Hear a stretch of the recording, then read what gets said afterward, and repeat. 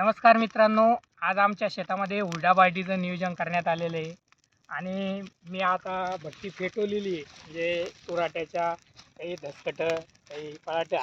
आणि हे बघा, आता आम्ही हरभरा टाकणार आहे. हे बघा, हे आपल्या शेतातला हरभरा आहे.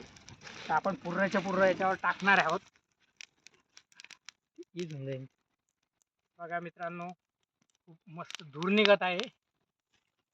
ढवळा काळा. आणि ह्या धुरामध्ये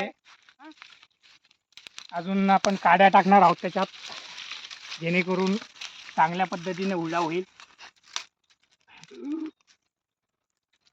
बघा मित्रांनो, दिसतंय ना, या तुम्ही पण हुरडा खाण्यासाठी.